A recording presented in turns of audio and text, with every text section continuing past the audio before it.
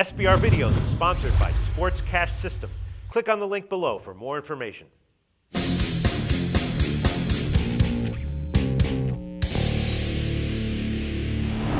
Hi, welcome to SBR Foreign Videos. I'm Peter Loshak. This is the Line Moves show that we do every Friday with Joe Duffy from OffshoreInsiders.com, where we take a look back at the significant NFL line moves over the past week and give our thoughts on what we think caused those line moves and what we think of them. Joe, thanks for being back with us. Thank you, Peter. Let's move some lot more lines. For sure. All right. You earned a little promo for your awesome pick on the Thursday night game, which was you picked Carolina, and they covered with ease. So give a quick promo for OffshoreInsiders.com. Tell us how well you're doing this year. Yeah, that was also a premium pick of mine. In fact, I should have written it down. It is now 40-26, I believe, for the year going back to preseason when it comes to premium picks. We have a great weekend in college football. Please buy the picks, read the analysis. You're going to be very impressed at OffshoreInsiders.com. All right, there's a bunch of very interesting line moves that, to my eye, look like it can only be driven by sharp action. A bunch of, like, for instance, Buffalo at New Orleans. That one opened about 12.5. Now it's 10.5 or 11. That has to be sharp action. Miami at New England. That one opened at 7. Now it's down at 6.5, and I think 6 at some places. It's got to be sharp action, right? That's not the public coming in and saying, like, yes, I want to bet against Tom Brady getting only 7. Yeah, no, in the case of New Orleans, keep in mind that Jimmy Graham is now listed as doubtful. He's one of their key receivers. He's a tight end, so it has a little bit to do with the injury moves. But if anything, I really expect that the public is going to bet against Miami. I think we talked about it on our Monday show where we're looking for Miami to regress to the mean, although to the odds makers' credit, they did come out with a pretty high line. But I think some people are also betting the injuries as well. Yeah, for sure. And then another very interesting line move was the total in Giants-Philly. That one opened at 54.5. Now it's all the way down to 51.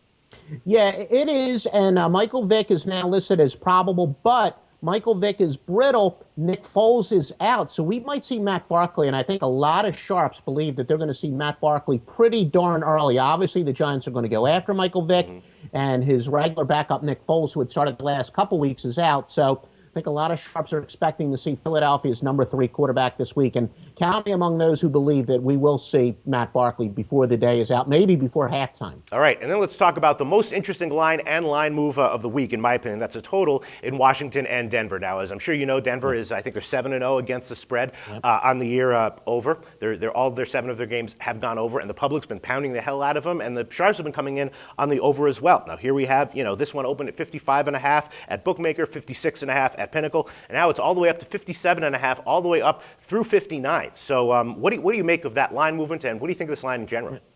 And I think I was actually on the first 5 of those, and then I passed last week because with Champ Bailey being back and also the Denver's pass rush with Von Miller being there. But the number one reason is the old RG3 looks like he made back. He showed some flashes on Sunday night 2 weeks ago, and last week he looks like he is back. So I think that has as much to do with RG3 as it has anything to do with Denver. All right, so do you think that line is going to continue to go up? I wouldn't be surprised if it's 59.5. That'll be my prediction, 59.5. Okay, we'll see. One line that I predicted might move significantly, might be on its way there. That's Oakland as a home underdog. They opened at 3, and now they're down to 2. I have to assume that's probably because of a sharp money, although it could have been split public action, a little bit of sharp money that drove it down. I still think that one might close at like Pick'em. You don't think so?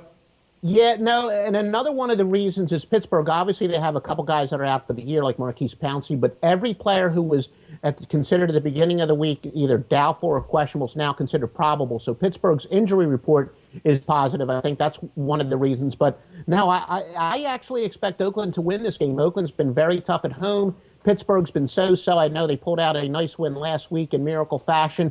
But I think the sharp money is going to come in on Oakland. All right, and then a bunch of other line moves that look like sharp action to me. Cincinnati, the Jets opened at +7. Now it's 6.5. That's got to be sharp action. And Jacksonville opened at 17. Now it's down to about 15, 14.5 in some places. And I can't imagine that's the public betting Jacksonville, right? Yeah, no, it's also a case where there are expected to be some high winds there, and that will keep San Francisco a ground game. I think, if anything, if both teams are forced to have a ground game because of the weather, that will benefit Jacksonville more than anyone else. And yeah, as I said, that we Sharpies, we like to bet inconsistent quarterbacks and inconsistent teams to be inconsistent. Cincinnati's been playing great football, which means this is the situation where they're very likely to come up with a dud. And again, the Jets with Geno Smith, they've been very good spread-wise. Most importantly, it's difficult to blow them out. So definitely sharp money on the Jets. And then one big favorite line that didn't move towards the underdog is Seattle at Atlanta. It opened at 10. Now they're 11 or 11.5. And my guess is that that's public action, but the Sharps haven't as yet touched it.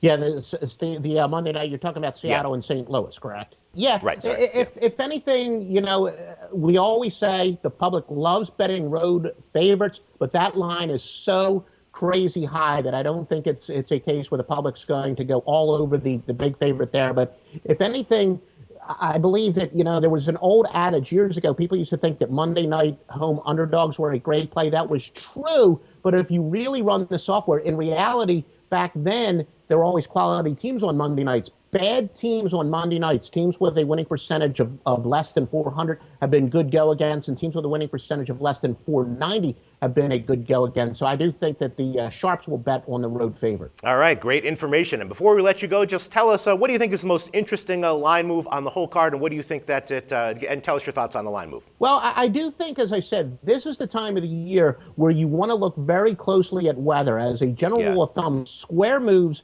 are when they bet the under if it's going to be rain but not high winds. Sharp moves betting the under when there's going to be high winds. Now, ironically enough, where weather's probably going to be the biggest factor or winds are going to be the biggest factor is the one game that's outside the United States. But I do think that the total on San Francisco and Jacksonville is the one that I'm going to keep a close eye on. And if you do want to bet the over, probably wait. But if you want to bet the under, get it now. And there's I think, between Friday and kickoff, your best middle opportunity would be the San Fran-Jacksonville total. All right, thanks so much, Joe Duffy. Congratulations on your Thursday night winner. Good luck this weekend. We'll talk to you again on Monday.